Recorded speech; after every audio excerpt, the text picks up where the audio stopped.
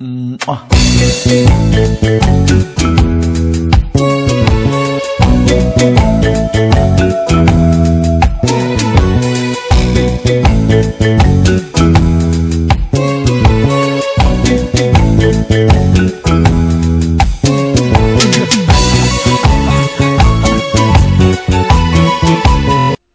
Harka fuune akkam jirtu kabajamtoota daawwattoota 4 kiiloo deelii guyyaa har'aa dhimma ilaalcha gadaantummaa jedhu irratti sagantaa qabannee dhiyaannee jirra. Akkan hordoftan gamanumaan isin affeerra.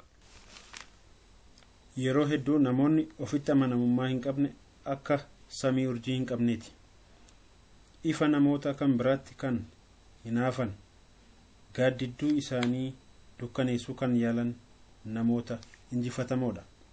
Namootni hedduun kan ilaalcha gadaantummaa horatan dandeettii, barumsa, qabeenyaa fi wantoota barbaachisoo dhabuun otoo hin ta'in ofitti amanamummaa dhabuun cimsee boodatti isaan harkisa.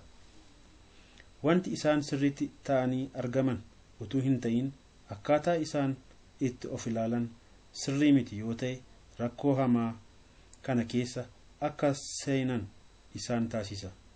Akkaataa isaan itti of suuraan sirriitti itti fakkaata. Akkasumas maatii yookaan namoota guddistoon hiriyoonni sirriitti hin taane haala jireenya dhiphisaa keessa turuu, fakkeenyaaf kan akka gaa'ila hiikuu dabalatee yaadannoo miidhaa namaa mudateen liqinfamuu, dhiphina sammuu fa'aa kan kana fakkaatan ta'u. Mallattoowwan ilaalcha gadaantummaa ofiif qabaachuu, adda baafachuu itti adda ba'an ni danda'ama. Namoonni ofitti isaaniitiif ilaalcha gadaantummaa qaban irraa mallattooleen isaan calaqqisiisan keessaa muraasni namootni yeroo kabaja yookaan jajee dhuguma jedhanii hin fudhatan, akka nama bu'aa buusuu danda'utti of ilaalan, nama addaa ta'uu isaanii hin fudhatan. Namni hundumtuu kan isaan ceepha'utti fakkaata.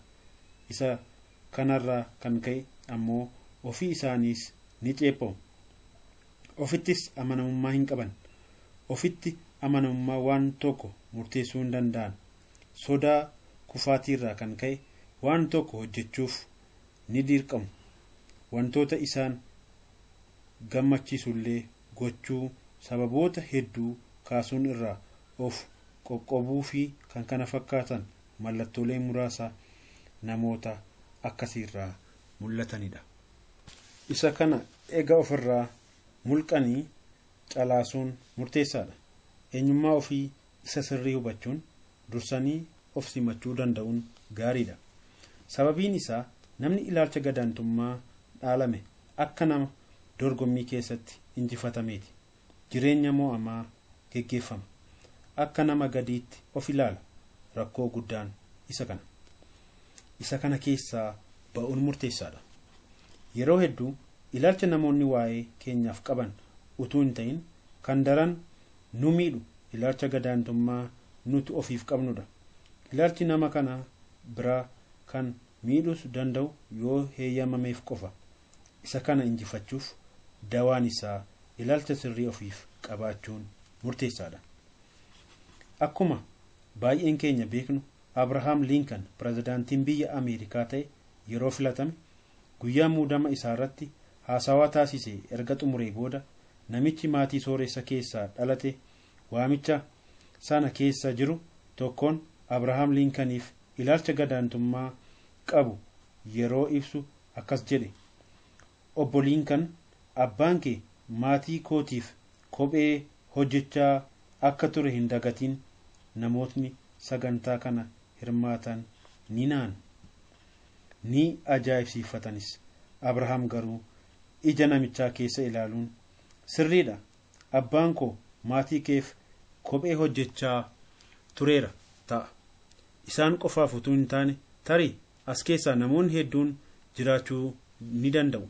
Sababiin isaa kophee bifa adda addaa namni kamuu akka isaatti akka hojjechuu hin dandeenyetti hojjechaa ture. Ni uuma ture. Kophee qofa hin hojjetu. Garuu of kennuun itti yaaduun nama hojjetu ture. Waan tokko si gaafadha. Kophee inni siif hojjete irratti mormii qabdaa?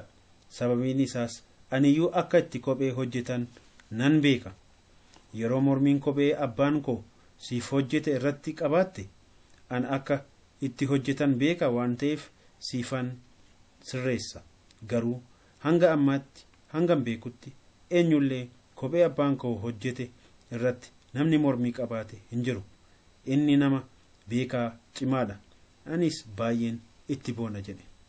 Kanarratti namni hundinuu ni callisan. Abrahaam Liinkaniin namni hubataa attamitti akka ta'e, namni hojii abbaa isaatti boonu, abbaan isaa hojii isaa of eeggannoo cimaan akka hojjetu, nama dubbatu akka ta'e, namni kamiyyuu hojii abbaan isaa hojjetutti akka mormii hin dhiyeessin kan dubbate ta'uu isaa ajaa'ibsiifatan. Akka nama gadi aanaatti akka of ilaaluuf wanti dubbatame isa miidhuu hin dandeenye. Innis miidhaa kanaaf harka hin laanne. Dursee ofitti amanamummaa uummateera. Isa namoonni nuun jedhan utuu hin ta'in deebiin nuti laannu murteessaadha. Nu miidhuus ta'e haala jiruuf injifannee akka dabarru nu taasisa. Waan guddaan garuu akka namoonni itti nu laalan taanee argamuun miidhaa mataasaa qaba. Yeroo akkas jennu tarii ilaalchi namootaa kan ofitti amanamummaa qabnu xiqqeessuu yoo ta'e isa kanarraa qolachuun murteessaadha. Tarii kanaan dura namoonni akka nuti ilaalcha gadaantummaa horannu kan nu taasisan fakkeenyaaf jechoota akka hin dandeessuu, dadhabaadhaa fi kan kana fakkaatan utuu ittiin jedhanii namni guddatee ilaalcha ofiif qabu irratti dhiibbaa guddaa ni fida. Keessumaa aadaan keenya keessatti hin dandeessu nuun jedhaa warri guddanne tarkaanfii keenya irratti dhiibbaa mataasaa danda'e qaba. Dhiibbaa kana hambisuu kan danda'u immoo nu qofa. Yeroo tokko barataan mana barumsaa keessatti barattoota biraa wajjin walitti siqeenyaan hin taphannee fi barattoota kan biroo wajjin walitti dhufeenya gaarii hin qabne tokko ofii kootti carraa argadhee wajjin haasa'uuf yaalii godheera. Barataan kun yeroo barattoonni kan biraa walii wajjin haasa'an taphatan irraa fagaatee dhaabbata. Jireenya isaa keessatti abdii kutataa fi gammachuu kan hin qabne akka barattoota kan biroo ofitti amanuu kan itti hin dhaga'amne ture. Sababiin isaas maatiin isaa yeroo isaa guddisan akka inni nama hin taane itti himaa waan turaniif ilaalcha gadaantummaa akka qabaatu isa taasise.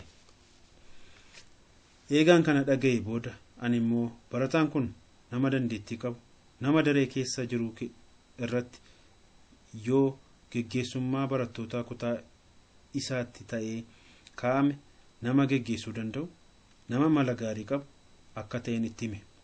Inni kun utuu fagaatee hin deemin jireenya isaa irratti jijjiirama fiduu danda'eera. Ilaalcha inni ofiif qabus akka jijjiiru taasiseera. Har'allee baay'een keenya dhaabannee of ilaaluun barbaachisaadha. Maaltu ilaalcha nuti ofii qabnutti daangaa cimaa ta'ee jira? Lafa yaannu akka hin geenyeef daangaa guddaa isa nutti ta'e kana cabsuun ga'ee keenya. Waan guddaa akka nuti hin yaanne, akka nuti hin hiixanne kan nu taasisu kamiiniyyuu cabsuu ni dandeenya. Wanta guddaa yoomiyyuu dagachuu hin qabne yoo jiraate eenyullee sammuu keenya akka to'atu heeyyamuuf hin qabnu. Namoonni sammuu keenya to'achuun ilaalcha gadaantummaa akka horannu akka nu taasisan heeyyamuufiin sirrii miti. Innis kun dandeettii nu keessa jiru kan ajjeesu diina hamaadha. Akka dhala namaatti waan tokko dagachuu hin qabnu. Namoonni waa'ee keenyaaf ilaalcha isaan qaban, nutis ofii keenyaaf fakkii fokkisaa of suurree yeroo dhumaatiif haxoofnee balleessuudhaan ofii keenyaafis ta'e hojii hojjennuuf ilaalcha gaarii qabaachuun nu barbaachisa. Sababiin isaa ilaalchi gadaanaan jechi nama akka qiinqanii humna jijjiiramaa waaqayyo nu keessa kaa'e hororseesee fixa. Nama dadhabaas akka fakkaan akkasittis akka of ilaalu nu taasisa. Isa kana immoo utuu yerootti hin kennin of keessaa haqnee balleessuu qabna. Yaada gadaantummaa utuu hin ta'in waa'ee kee waan gaarii ofiif himi. Ilaalcha kufaa kanaan dura namoonnis ta'e ati ofiif qabdu turte sana geeddari. Faallaa isaa yaaduu eegali. Darbees jabaattee hojjechuun amala kee hojjetaan jabaan qabu agarsiisi. Wantoota haaraa uumuun hojjechuun waa'ee keetiif ilaalcha gadi aanaa namoonni qabaatan turanis agarsiisi. Namoonni waa'ee kee ilaalcha akka hin dubbatne gochuu hin dandeessu, garuu isa dubbatte sana jijjiiruu ni dandeessa. Wantoonni darbanii fi wanti ati amma keessa jirtu cimsee yoo si qabellee haala kana hubachuun gararraa ta'uun bakka jirutti nama jijjiiramaa cimaa ta'uu ni dandeessa. Namni si'a 100 hin dandeessu yoo siin jedhe abdiin kutiitiin. Si'a 100 akka ati of ilaaltu si godha. Si'a 1,000 immoo akka ati of fooyyessituuf karaa siif bana. Yeroo mormitoonni si ceephaan hin sodaatin. Yeroo isaan harka keessiif rukutan garuu sodaadhu. Wantoonni hedduun naannoo keetti ta'uu ni danda'a. Wanti ati hin yaadinis sirratti ta'uu danda'a. Inni guddaan garuu isa si keessa taa'utu hundumaa mo'ata. Yeroo rakkoon adda addaa dura duubaan dhufuun sitti hammaataan hin sodaatin. Caalaatti hojii itti aanuuf si jabeessa. Jireenya itti fufa. Wallaansoonis akkasuma. Yeroo tokko intalatu wallaansoo jireenyaa akka isheen uffisiise dubbatti. Abbaan ishees xuwwee 3 ibidda boba'u irra kaa'ee yeroo bishaan danfuuf ka'u isa jalqabaa keessa dinnicha kaa'e. Xuwwee 2ffaa keessa buuphaa kaa'e. Isa 3ffaa immoo daakuu bunaatti naqe. Itti fufuun ibiddatti bobeesse.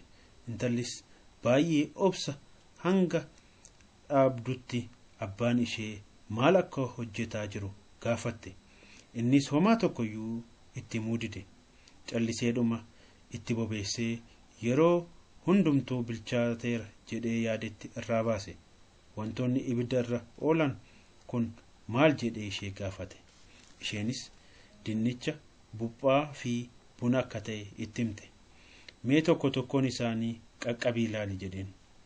Isheenis yoo qaqqabdee ilaaltu dinnichi baay'ee laafeera. Buuphaan yookaan killeen fuutee cabsitee yeroo ilaaltu inni keessi isaa dura dhangala'aa ture amma cimaa ta'eera. Bunni immoo foolii gaarii fagootti urgaa'u ta'ee ba'e. Ati 3 isaa keessaa isa kami? 3 isaatu wanta wal fakkaatu isaan quunname. Bishaan bulluqa keessa buufaman, garuu 3 isaaniitu bifa amala adda addaa calaqqisiisan.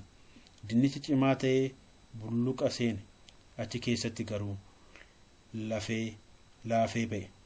Buuphaan laafaa fi keessi isaa dhangala'aa ta'ee seene, garuu ibidda irratti cimaa ta'ee ba'e. Bunni immoo amala addaa agarsiise. Bishaan itti naqamuu ni jijjiire. Foolii gaarii akka qabaatu godhe. Akkasuma rakkoon balbala kee yeroo rukutu deebii ati laattu isa kamii? Deebii dinnichaa, buuphaa yookaan bunni bishaan keessatti kenne keessaa isa kamii? Rakkinni yeroo dhufu si laaffisa moo si jabeessa? Egaa wantoota hamoon ala nutti dhufan kan nu laaffisan ta'uu hin qaban. Inni guddaan garuu isa keessa keenyaati. Ilaalcha nuti ofiif qabnu jijjiiramuu qaba. Kabajamtoota daawwattoota keenya, guyyaa har'aaf sagantaan qabannee dhiyaanne kana fakkaataa. Toora yuutuubii 4 kiiloo subscribe gochuun yaada qeeqa qabdan akka nu laattan isin yaadachiisna. Kun 4 kiiloo.